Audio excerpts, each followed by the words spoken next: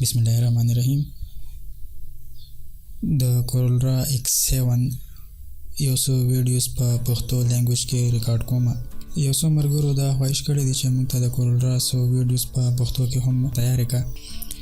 نو هغوی د پاره د چې کوم ټولز مخې ته پراته دي دا یو ایکسپلین کوم په پښتو لینګویج کې.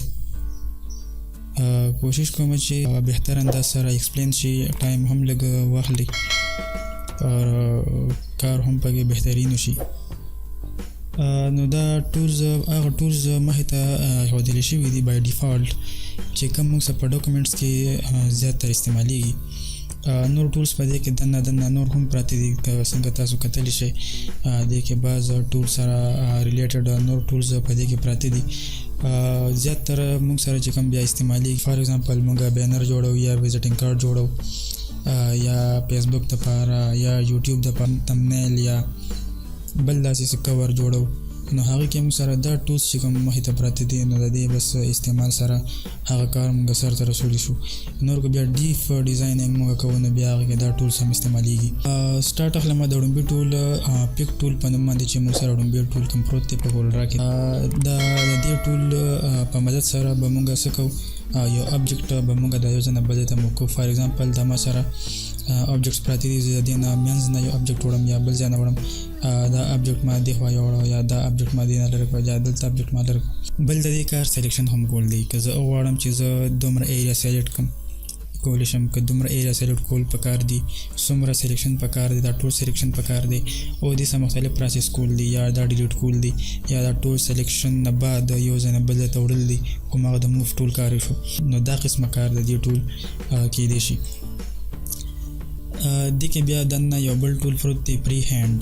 د پری هینډ ټول کار دا دی چې دې کې څو ابجیکټس ته مینولی سلیکټ کولی شي. مثال په طور ما دا ابجیکټ په دې کې را سلیکټ کړه، دا ابجیکټ سلیکټ شو. اوس زه غواړم دې نه علاوه پکې دا ابجیکټ سلیکټ کړم، دا شو، دا ابجیکټ پکې ما سلیکټ کړه.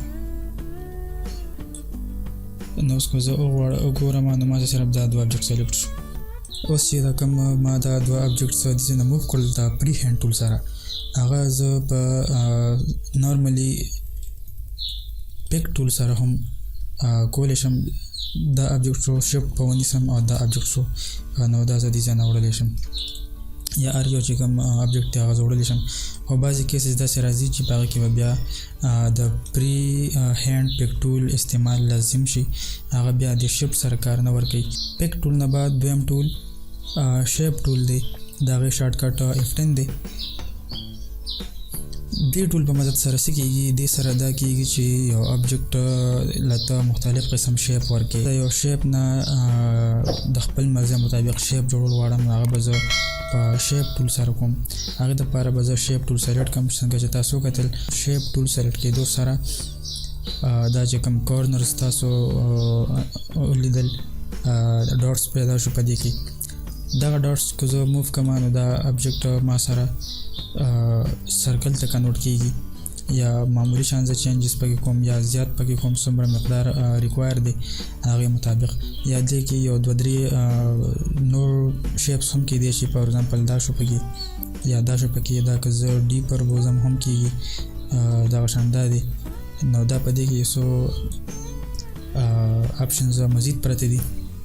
اوس که د دې نه علاوه زه په دې شیپ کې د خپل مرضي مطابق څه بل شانت چینجز کوم، زما ذهن کې څه بل آیډیا ده او زه هغه چینجز په دې کې راولم، نو هغه زه په شیپ ټول سره راوستلی شم.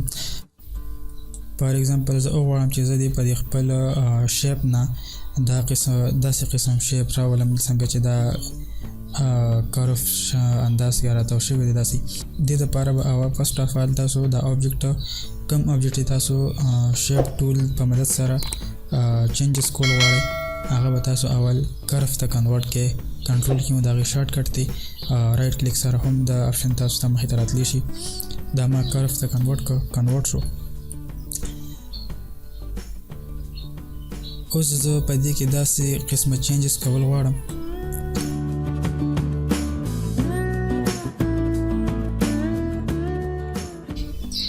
ما په یو کار ډبل کلیک وکړو، دلته به اوس راشو ټو کرف.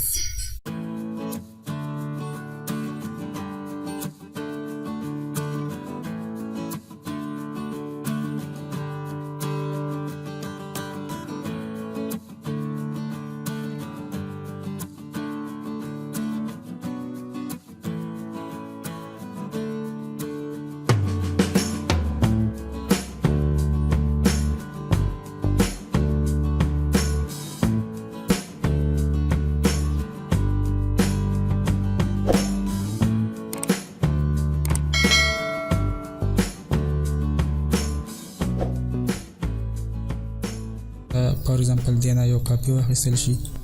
نو داسې قسمه کار چې کوم کیږي هغه به د شیپ ټول په مدد سره کیږي.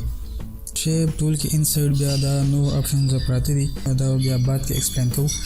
راځم تھرډ ټول چې کوم پروت دی دا کراپ ټول.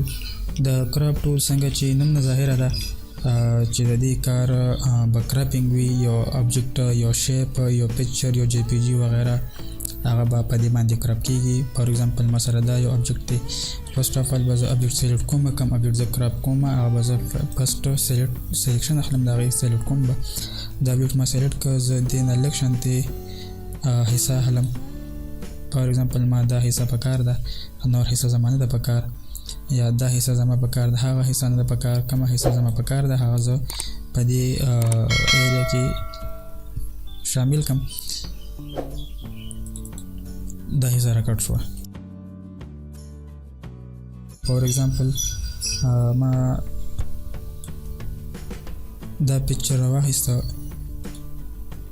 او د دې پکچر نه د دې جی پی جی نه زه صرف دا فیس اخیستل غواړم. نو زه به فرست اف آل دا سلیکټ کم اور بیا به سلیکشن واخلم، دا به کراپ شي.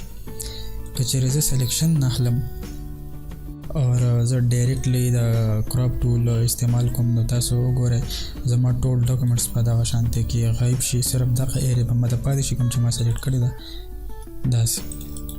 نو لازما به تاسو کله یو شیپ کې کراپینګ کوئ د هغې به تاسو سلیکشن لازما اخلئ. د نن دپاره ویډیو کې دا 3 ټولز کافي دي. انشاءالله نیکسټ ویډیو کې به ورپسې چې کوم ټولز پراته دي هغه ایکسپلین کوو. امید دی چې تاسو به دا ویډیو خوښه شوي وي. اجازه غواړم د الله په امان.